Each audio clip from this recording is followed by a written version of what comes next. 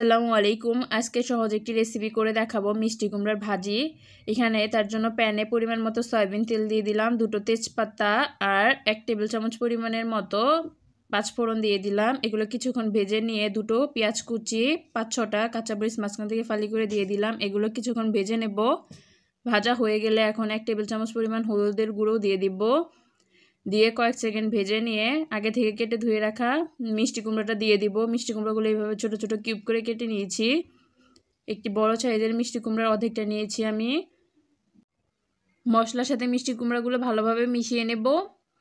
এখন এখানে 1/2 টেবিল চামচ পরিমাণ ধনিয়ার গুঁড়া, 1/2 টেবিল চামচ পরিমাণ জিরার গুঁড়া দিয়ে দেব আর স্বাদ মতো লবণ দিয়ে নেব। এগুলো ভালোভাবে মিশিয়ে নিয়ে ঢেকে আরও 5 মিনিটের মতো রান্না করে নেব। এই পর্যায়ে মিষ্টি কুমড়ায় কিন্তু কোনো পানি দেওয়া যাবে না। মিষ্টি কুমড়া থেকে অটোমেটিক্যালি কিছুটা পানি বের হয়ে আসবে। সেই পানিটা দিয়েই মিষ্টি কুমড়াগুলো ভালোভাবে সেদ্ধ করে নেব। আর মিষ্টি কুমড়া অনেক তাড়াতাড়ি সেদ্ধ হয়ে যায়। এখন ঢেকে আরও কিছুক্ষণ রান্না করে নেব।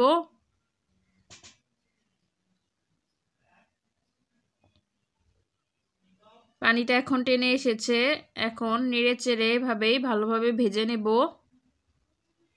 হয়তো নিচ থেকে লেগে যাবে, সেই পর্যায়ে মিষ্টি কুমড়াটা খেতে ভালো লাগবে না।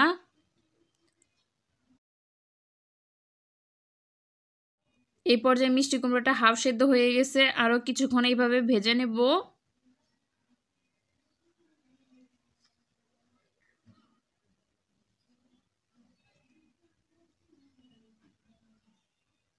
এখন প্রায় মিষ্টি কুমড়োটা ভালোভাবে সেদ্ধ হয়ে গেছে।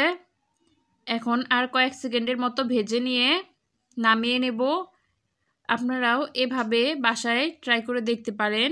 এভাবে মিষ্টি কুমড়োটা ভাজি করলে পরোটা, রুটি, ভাত সব কিছুর সাথে অনেক ভালোভাবে যায়। এটা খুবই সুস্বাদু হয় খেতে। আশা করছি আপনাদেরও ভালো লাগবে।